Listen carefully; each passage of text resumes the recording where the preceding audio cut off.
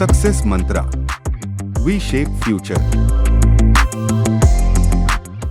Hi everyone, this is your law faculty advocate Vivek Sharma, and here we are with the new video on 3-year law LLB program, followed by the series of previous videos।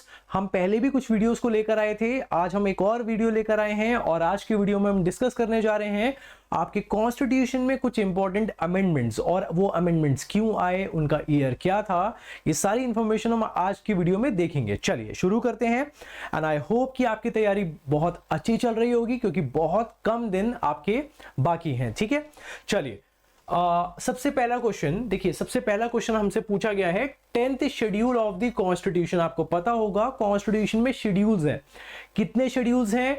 12 schedule हैं। ठीक है, तो हमें पता होना चाहिए कि schedule में क्या क्या दिया गया है। तो क्वेश्चन यहां से पूछा जा रहा है 10th schedule of the constitution was added by which amendment of the constitution, कि जो हमारा 10th शेड्यूल है, ठीक है, जो कॉन्स्टिट्यूशन में हमको दिया गया है वो 10th शेड्यूल कौन से अमेंडमेंट से ऐड किया गया है। तो अब आपके सामने जो ऑप्शंस हैं वो ऑप्शंस हैं 24th amendment act, 52nd amendment, 61st या 85। तो सही आंसर, अगर हम तैयारी अब अच्छे से कर रहे हैं तो हमें इसका आंसर अब पता होना चाहिए, हमें सोचने की जरूरत नहीं पड़नी चाहिए। ठीक है, तो इसका जो सही आंसर है वो है आपका 52nd अमेंडमेंट एक्ट। ठीक है, ये कब आया था? तो ये 1985 में आया था। आपने एक लाइन सुनी होगी, आए राम गए राम, है ना।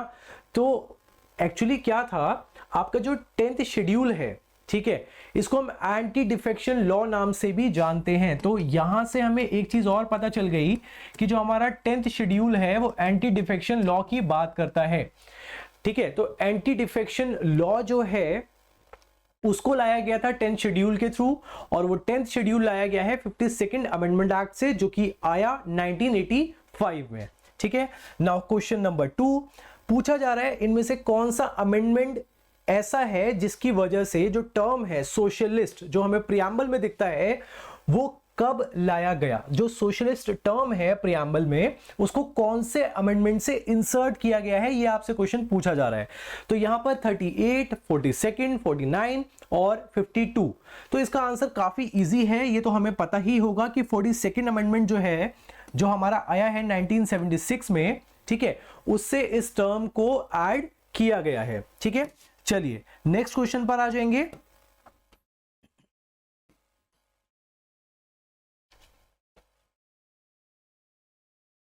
देखिए क्वेश्चन नंबर 3 आपके सामने आ रहा है। क्वेश्चन नंबर 3 में आपसे पूछा जा रहा है कि which of the following constitutional amendment act reduced the age of voting from 21 to 18।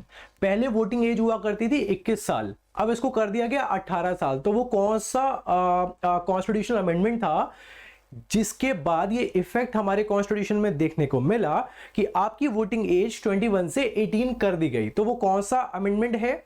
तो याद रखिए इसका आंसर है सी, 61st अमेंडमेंट एक्ट। ठीक है, सी इसका आंसर है, और ये कब आया है? तो याद रखेंगे इसको लाया गया है 1989 में। ठीक है, 1989 में। ठीक, क्वेश्चन नंबर 4 की तरफ अगर हम आए तो क्वेश्चन नंबर 4 हमसे पूछ रहा है कि जो आपका 73rd कॉन्स्टिट्यूशनल अमेंडमेंट एक्ट है, ठीक है, जो 73rd अमेंडमेंट हुआ था हमारे कॉन्स्टिट्यूशन में, वो किस चीज से रिलेटेड था? टाउनशिप, पंचायत, म्युनिसिपैलिटी या डिस्ट्रिक्ट बोर्ड? काफी इजी है, पंचायत से रिलेटेड था। ठीक है, तो इसका आंसर हमें पता होना चाहिए कि ये जो 73rd कॉन्स्टिट्यूशनल अमेंडमेंट है, इसने पंचायती राज सिस्टम को इंट्रोड्यूस किया था आपके कॉन्स्टिट्यूशन में। बहुत इंपॉर्टेंट क्वेश्चन है ये। ठीक है, अच्छा क्वेश्चन नंबर 5 पर आ जाएंगे। तो क्वेश्चन नंबर 5 देखिए हमसे क्या पूछ रहा है। क्वेश्चन नंबर 5 हमसे पूछ रहा है in which year Dogri language was included in the 8th schedule. 8th schedule में अब हमें एक बात तो समझ में आ गई कि हमारे कॉन्स्टिट्यूशन के 8th शेड्यूल में लैंग्वेज की बात की गई है ना, लैंग्वेजेस दी गई हैं। तो उन लैंग्वेजेस की लिस्ट में, जो कि लिस्ट दी गई है 8th शेड्यूल में, तो वो 8th शेड्यूल की लिस्ट में डोगरी को कब इंट्रोड्यूस किया गया था? तो याद रखेंगे इसका आंसर है 2003। 2003 में डोगरी लैंग्वेज को 8th शेड्यूल में इंट्रोड्यूस किया गया था। देखिए एक बात को समझिए, अगर मैं ये समझ लूं कि आप लोगों ने अपनी पॉलिटी की तैयारी या constitution, to be very specific, constitution की तैयारी अच्छे से नहीं करी है, तो सबसे बढ़िया तरीका इस टाइम पर ये है कि आप मॉक्स को ज्यादा से ज्यादा सॉल्व कीजिए, क्योंकि अगर आप मॉक सॉल्व करेंगे तो उससे क्रॉस सेक्शनल लर्निंग होती है। क्रॉस सेक्शनल लर्निंग मतलब भाई मान लो मैं आपको 25 क्वेश्चन करवाऊंगा आज, मैं मान लेता हूं आपके 25 के 25 गलत हो गए, ठीक है, बट हम एक चीज समझ जाएंगे, जब हम मॉक सॉल्व करते हैं तो हम सिर्फ सॉल्व नहीं कर रहे होते हैं, हमें 10 चीजें और नई सीखने को मिल जाती हैं, है ना। तो सबसे बढ़िया तरीका यही होता है बेटा एंड में, कि पढ़ने से अच्छा है आप उस चीज का मॉक लगाइए। मॉक लगाने के बाद आपको रियल टाइम प्रेशर भी फील होता है और आपकी क्रॉस सेक्शनल लर्निंग बढ़ती है। आपको यह पता चलता है कि कौन सी चीज कहां पर दी गई है और कैसे पूछी जा सकती है, ठीक है। तो सबसे बढ़िया तरीका यह है कि अगर अभी तक आपकी तैयारी सही से नहीं चल रही है या आपको शक है तो मॉक लगाइए। मॉक से आपको बहुत कुछ साफ दिखने लगेगा, ठीक। चलिए आगे आ जाएंगे क्वेश्चन नंबर 6 पर। तो देखिए क्वेश्चन नंबर 6 हमसे पूछ रहा है the incorporation of fundamental duties, ठीक है, the incorporation of fundamental duties in Indian constitution are suggested by which committee. वो कौन सी कमिटी थी जिस कमिटी के रिकमेंडेशन पर फंडामेंटल ड्यूटीज को इनकॉर्पोरेट किया गया इंडियन कॉन्स्टिट्यूशन में। तो पहला है स्वरण सिंह कमेटी, दूसरा मल्होत्रा कमेटी, तीसरा नरसिम्हा कमेटी या चौथा राघवन कमेटी। तो इसका आंसर भी ऑब्वियसली बहुत ही बेसिक क्वेश्चन है। जो बच्चा कॉन्स्टिट्यूशन और पॉलिटी की तैयारी कर रहा है उसको इसके बारे में पता होना चाहिए, ठीक है। तो इसका आंसर क्या हो जाएगा? इसका आंसर हो जाएगा ए, स्वरण सिंह कमेटी, ठीक है। तो स्वरण सिंह कमेटी की रिकमेंडेशन पर फंडामेंटल ड्यूटीज को कॉन्स्टिट्यूशन में इंपोर्ट किया गया था या फिर इंसर्ट किया गया था, ठीक है। तो ये कब हुआ था इसको भी हम यहां से याद रखेंगे कि ये 42nd कॉन्स्टिट्यूशनल अमेंडमेंट एक्ट जो आया था 1976 में, इससे हमने अपनी फंडामेंटल ड्यूटीज को इंट्रोड्यूस किया था जो कि इन्फोर्सिएबल नहीं है, ठीक है। याद रखिएगा जो आपकी फंडामेंटल ड्यूटीज होती है वो इन्फोर्सिएबल नहीं होती हैं, ठीक है। चलिए आगे आ जाएंगे क्वेश्चन नंबर 7 पर। तो क्वेश्चन नंबर 7 आपसे पूछ रहा है which amendment granted constitutional status to Panchayati Raj system. अब देखिए अभी आपने एक चीज पढ़ी थी कि भाई पंचायती राज सिस्टम इंट्रोड्यूस किया गया था, है ना, हमने पढ़ लिया था। अब उसी को दूसरी तरीके से पूछा गया है, क्योंकि देखिए क्वेश्चंस लिमिटेड हैं बट पूछने का तरीका कुछ भी हो सकता है ना। तो यहां पर जब हम मॉक लगाते हैं तो हमें पता चलता है कि एक ही क्वेश्चन किस किस तरीके से पूछा जा सकता है, ठीक। तो which amendment granted constitutional status to Panchayati Raj system in India? A 51, B 71, C 73 या D 42। तो आपको क्या लगता है? अभी हमने इसको सॉल्व किया है, इसका आंसर है C 73rd कॉन्स्टिट्यूशनल अमेंडमेंट। कब आया था? 1992 में आया था, ठीक है। तो इस चीज को याद रखेंगे। चलिए आगे चलेंगे। ओके, क्वेश्चन नंबर 8 आपसे पूछा जा रहा है 42nd constitutional amendment was done in which year. तो 42nd कॉन्स्टिट्यूशनल अमेंडमेंट कब हुआ था? तो भाई सिंपल सी बात, अभी हमने इसको बहुत बार पढ़ लिया है, 1976 में हुआ था, ठीक है। तो 42nd कॉन्स्टिट्यूशनल अमेंडमेंट जो है उसको एक और नाम से भी जाना जाता है, याद रखिएगा, मिनी कॉन्स्टिट्यूशन कहा जाता है 42nd अमेंडमेंट को। ऐसा क्यों? ऐसा इसीलिए क्योंकि ये कॉन्स्टिट्यूशन में काफी ज्यादा अमेंडमेंट लेकर आया था, बहुत सारी चीजें चेंज हुई थी, ठीक है। प्रियम्बल में चेंजेस हुए थे, कॉन्स्टिट्यूशन में चेंजेस हुए थे, तो इसी वजह से इसको मिनी कॉन्स्टिट्यूशन भी कहा जाता है। मॉक लगाएंगे तो मॉक लगाने के बाद बहुत सारी ऐसी चीजें सीखने को मिल जाती हैं कम टाइम में, जो हम जनरली तब सीखते हैं जब हम बुक में ज्यादा टाइम इन्वेस्ट कर देते हैं, और ज्यादा टाइम हमारे पास है नहीं, इसलिए स्मार्ट स्ट्रैटेजी के लिए हमें मॉक लगाना जरूरी होता है एंड टाइम पर, ठीक है। क्वेश्चन नंबर 9 पर आ जाएंगे। तो देखिए क्वेश्चन नंबर 9 आपकी बात करता है the word sovereign socialist secular democratic republic were introduced in the preamble by. Again मैंने बोला कि मिनी कॉन्स्टिट्यूशन में बहुत कुछ चेंजेस हुए थे, 42nd अमेंडमेंट से आया है 42nd अमेंडमेंट एक्ट 1976, ठीक है। तो क्वेश्चन नंबर 9 का आंसर हो जाएगा option A. Okay, question number 10 the word socialism और secular were inserted in the preamble of the constitution. Again वही क्वेश्चन है, 42nd अमेंडमेंट से इसको इंट्रोड्यूस किया गया। ठीक है, चलिए आगे चलेंगे। Question number 11। तो देखिए क्वेश्चन नंबर 11 आपसे क्या पूछ रहा है। क्वेश्चन नंबर 11 आपसे पूछ रहा है प्रियम्बल ऑफ द कॉन्स्टिट्यूशन, जो आपका कॉन्स्टिट्यूशन का प्रियम्बल है उसको अमेंड किया गया है। ठीक है, और जो वर्ड्स थे sovereign, socialist, secular, democratic, Republic, उनको सब्स्टिट्यूट किया गया सोवरेन, डेमोक्रेटिक, रिपब्लिक। ठीक है, तो ये कहां से हुआ? 42nd अमेंडमेंट से।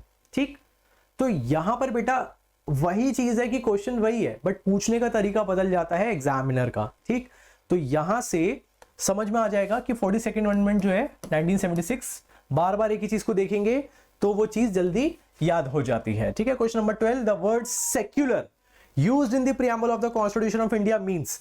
सेक्युलर वर्ड जो कि न्यूज में भी हमें काफी सुनने को मिलता है, इंस्टाग्राम पर हम अक्सर बहस भी कर बैठते हैं कमेंट्स में। ठीक है, तो सेक्युलर का मतलब क्या होता है? तो पहला ऑप्शन है the state has no religion of its own, कि जो स्टेट है, जो एक पॉलिटिकल एंटिटी है, उसका खुद का कोई रिलीजन नहीं है। ऑप्शन बी, सारे रिलीजन्स को इक्वली ट्रीट किया जाएगा। Option C, the state has no common religion, या option D, both A and B are correct. तो एक एप्रोप्रिएट ऑप्शन अगर हमें मार्क करना है तो ऑप्शन डी सही हो जाएगा, जिसका मतलब है बोथ ए एंड बी। ठीक, तो उसमें लिखा गया है कि स्टेट का अपना कोई रिलीजन नहीं होता और सारे रिलीजन्स को इक्वली ट्रीट किया जाएगा, और यही मतलब होता है सेक्युलर का। सेक्युलर को आप हिंदी में क्या बोलते हैं? तो आप उसको बोलते हैं धर्मनिरपेक्ष। ठीक है, धर्मनिरपेक्ष। ठीक, चलिए ओके, क्वेश्चन नंबर 13। चलिए इसको मैं एक काम करता हूं, थोड़ा सा और स्लाइड कर देता हूं तो ज्यादा इजी हो जाएगा आपके लिए। क्वेश्चन नंबर 13 हमसे बोल रहा है कि आपका जो आर्टिकल 21A है कॉन्स्टिट्यूशन का, जो आपको राइट देता है, right to education to all children of the age of 6 to 14 years. अब देखो यहां से क्वेश्चन से ही आप कुछ लर्न कर सकते हो। क्या? कि आर्टिकल 21 में हमको एक राइट दिया है, वो राइट का नाम है राइट टू एजुकेशन, और वो किसको मिला हुआ है? 6 to 14 ईयर्स के बच्चों को। ठीक है, तो क्वेश्चन यहां भी बन सकता है कि भाई ठीक है, 21A में जो राइट टू एजुकेशन है उसमें एज गैप क्या है या कैटेगरी क्या है एज की, तो हमें पता चल जाएगा 6 to 14 years. Cross sectional learning हो रही है। ठीक है, inserted in the constitution bye which amendment, कौन से अमेंडमेंट से इसको लाया गया?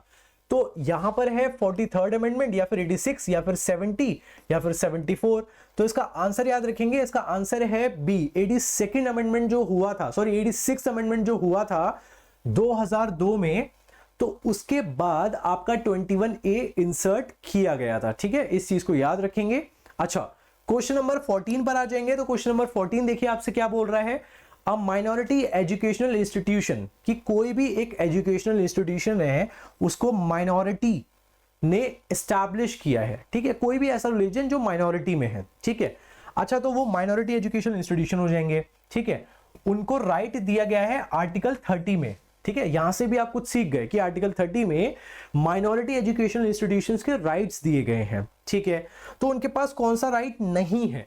कौन सा राइट नहीं है? तो उनके पास ये राइट नहीं है बेटा कि वो सिलेबस अपना खुद फ्रेम कर लें। नहीं, खुद फ्रेम नहीं करेंगे, वहां पर गवर्नमेंट इंटरवेंशन होती है। बाकी सारे राइट्स उनको अवेलेबल है। ठीक है, तो यहां से ये बहुत इंपॉर्टेंट क्वेश्चन है, क्योंकि हमें पता चल गया कि भाई कौन कौन से राइट्स अवेलेबल हैं, कौन से आर्टिकल में दिया है और क्या राइट्स दिए गए हैं और किसको दिए गए हैं। ठीक है, चलिए क्वेश्चन नंबर 15 पर आ जाएंगे, स्लाइड कर लेते हैं पहले।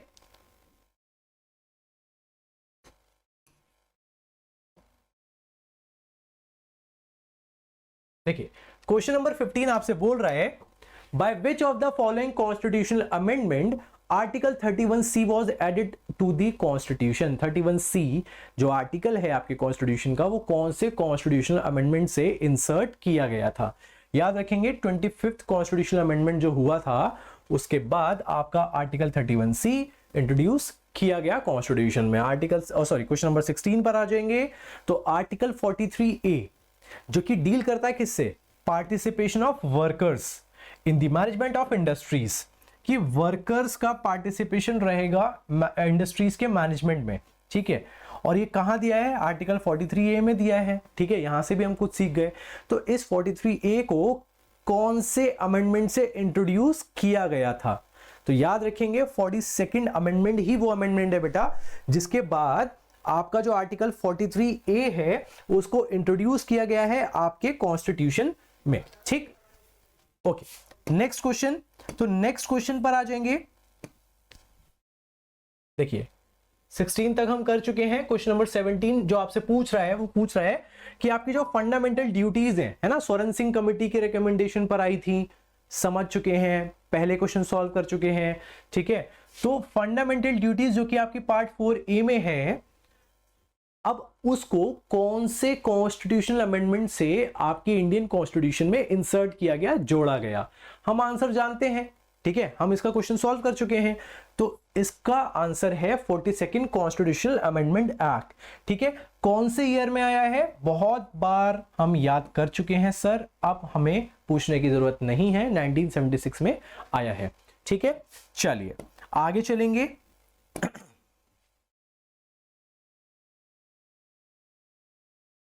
Okay, next question is question number 18 और क्वेश्चन नंबर 18 बात करता है कि ये ड्यूटी होगी हर नागरिक की कि who is a parent or guardian to provide opportunities for education to his children, कि भाई अपने बच्चों को एक अपॉर्चुनिटी दे शिक्षा की। ठीक, और एज द केस में be ward between the age of 6 to 14 years. ठीक, by which constitutional amendment this duty included? हम पढ़ चुके हैं आर्टिकल 21A इंसर्ट किया गया है ना 2002 में। तो यहां पर हमें इसका आंसर पता है और क्वेश्चन फिर से वही चीज है कि दूसरी तरीके से पूछा गया है। तो 86 अमेंडमेंट से इसको ऐड किया गया है और 86 अमेंडमेंट हुआ कब है? 2002 में। हम सॉल्व कर चुके हैं। ठीक है, चलिए क्वेश्चन नंबर 19। तो कॉन्स्टिट्यूशन का 94th अमेंडमेंट जो हुआ है, जो कि 2006 में हुआ है, वो कौन से आर्टिकल में किया गया है?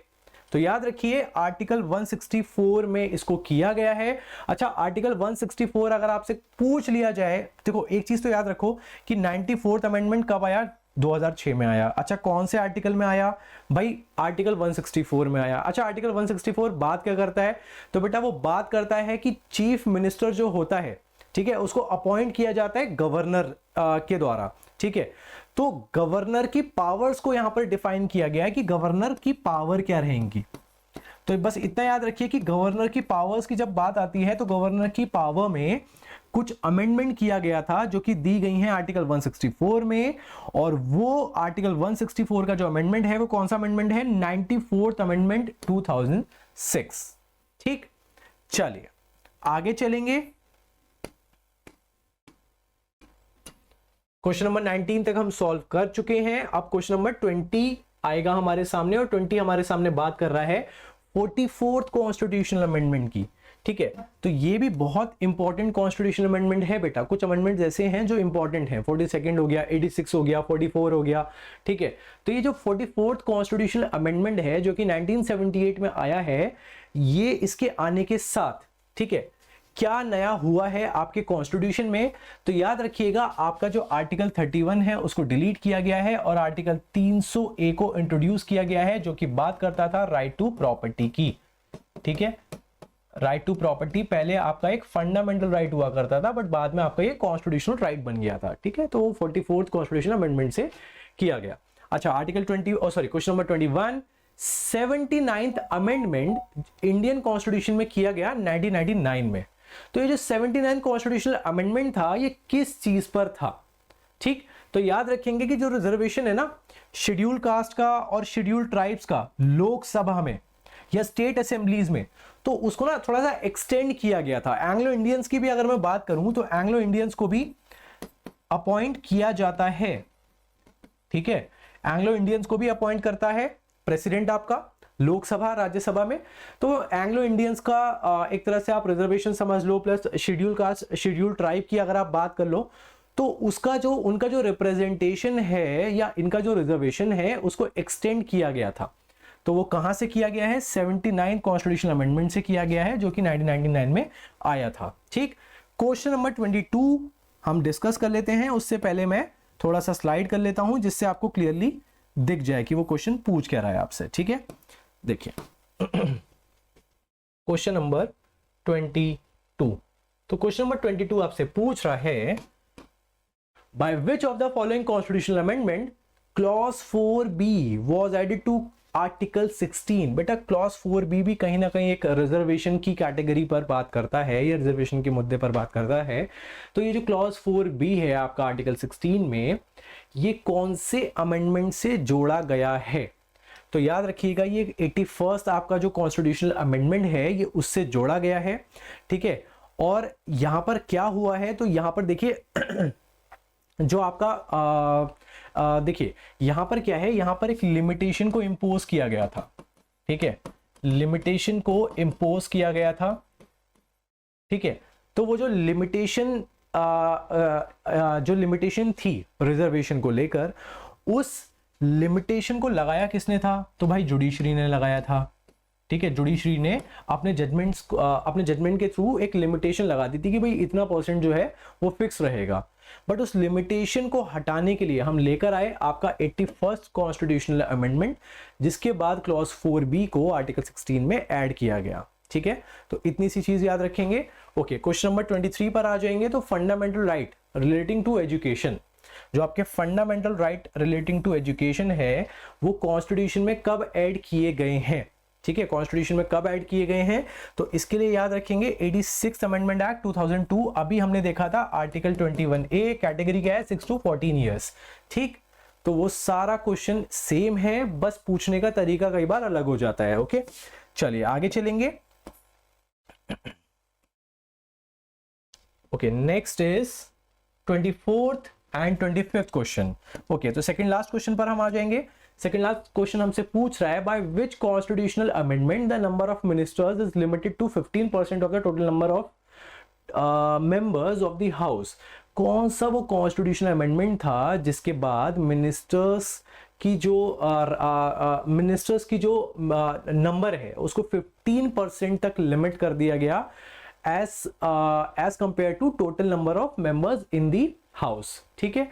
तो यहां पर क्वेश्चन नंबर 24 का जो आंसर है, याद रखिएगा क्वेश्चन नंबर 24 का आंसर हो देखो पहली बात देखो एक चीज यहां समझने वाली ये है, यहां आपसे पूछा गया है 91st, 92nd, 93rd या फिर नन ऑफ द अबव। अब बेटा ऐसे क्वेश्चंस में ना आप तुक्के नहीं मार सकते हो। क्यों? क्योंकि देखो यहां पर अगर आप तुक्के मारोगे तो ये बहुत ही क्लोज एंडेड ऑप्शंस हैं ना, बिल्कुल पास पास है। ऐसा भी नहीं है 56 अमेंडमेंट दे दिया, फिर 84th अमेंडमेंट दे दिया, फिर 91 पर आ गए हैं, तो ऐसा नहीं किया है। इन्होंने बिल्कुल क्लोज एंडेड दिए हैं। तो हमें बेटा अब क्योंकि हमारा लास्ट टाइम है तो हमें तैयारी भी इस तरीके से करनी है, क्योंकि देखो यहां पर जो मैंने ऑप्शंस दिए हैं वो इतने ज्यादा क्लोज एंडेड नहीं थे। 42nd अमेंडमेंट दे दिया, 42nd के बाद सीधा सीधा 86 दे दिया, तो वेरिएशन काफी बड़ी है। बट क्लोज एंडेड ऑप्शंस जो होते हैं वो ऐसे दे दिए जाते हैं 91, 92, 93। अब बच्चा कंफ्यूज हो सकता है ना। तो याद रखिए कि जब आप किसी मॉक को सॉल्व करते हैं, ठीक है, देखिए एक बात याद रखिए, बहुत सारे अमेंडमेंट्स हुए हैं कॉन्स्टिट्यूशन में, ठीक है, 106 लेटेस्ट है, ठीक है। तो यहां पर अगर आप सारे अमेंडमेंट्स को याद करने बैठेंगे तो वो चीज थोड़ा सा दिक्कत क्रिएट कर देगी। तो इसलिए सबसे जरूरी ये है कि जहां हमें क्वेश्चन दिखता है किसी भी अमेंडमेंट पे, तो हमें पर्टिकुलरली उस अमेंडमेंट को नोट कर लेना चाहिए, उस अमेंडमेंट की डेट को नोट कर लेना चाहिए और ये देख लेना चाहिए कि उस अमेंडमेंट से आया क्या है आपके कॉन्स्टिट्यूशन में, ठीक है। तो क्लोज एंडेड ऑप्शन से सबसे अच्छा बचने का तरीका ये है कि सारे अमेंडमेंट्स को ना पढ़ा जाए, बल्कि वो अमेंडमेंट्स को पढ़ा जाए जिन अमेंडमेंट्स पे हमें रिपीटेड क्वेश्चंस देखने को मिल रहे हैं मॉक में या फिर प्रीवियस ईयर पेपर में, ठीक है। तो क्वेश्चन नंबर 24 का आंसर जो है वो हो जाएगा 91st अमेंडमेंट 2003 में ये आया था, 15% की लिमिट कर दी गई थी। लास्ट क्वेश्चन, वो कौन सा कॉन्स्टिट्यूशनल अमेंडमेंट है जिसकी वजह से एंटी डिफेक्शन प्रोविजन आपके कॉन्स्टिट्यूशन में आया है? तो अभी हमने देखा, मैंने आपको बताया भी कि आया राम गया राम वाला एक चीज चलती थी उस टाइम पर कि भाई कोई एक पार्टी को ज्वाइन कर रहा है फिर उस पार्टी को छोड़ के दूसरी पार्टी में चला जा रहा है, तो वो पॉलिटिकल इंस्टेबिलिटी सी आ गई थी आपकी कंट्री में। तो उस पॉलिटिकल इंस्टेबिलिटी को रोकने के लिए यहां पर आपका ये कॉन्स्टिट्यूशनल अमेंडमेंट लाया गया जिसको हमने पहले भी पढ़ लिया था, तो वो है 52nd अमेंडमेंट, ठीक है। पूछा जाए कब आया था, 1985 में आया था, ठीक। एंटी डिफेक्शन लॉ शेड्यूल 10, ठीक। तो यहां से मैं उम्मीद करता हूं कि आपको एक चीज समझ में आ गई होगी कि लास्ट टाइम पर नोट्स को रिवाइज करने से अच्छा है ज़्यादा से ज़्यादा मॉक्स प्रैक्टिस किए जाएं, क्योंकि मॉक हमें वो क्वेश्चन का आंसर भी दे जाते हैं या सिखा जाते हैं जिन टॉपिक्स को हमने कभी भी पढ़ा ही नहीं है, ठीक है। So by that learning I am concluding my video here, और मैं मिलता रहूंगा आपसे और कुछ वीडियोस के साथ, क्योंकि एग्जाम में अभी भी कुछ दिन हैं, तो अभी भी हम 1-2 वीडियोस और लेकर आएंगे आपके लिए, ठीक है। Thank you very much, all the very best, पढ़ते रहिए और अच्छे से तैयारी करते रहिए, ठीक है। चलिए।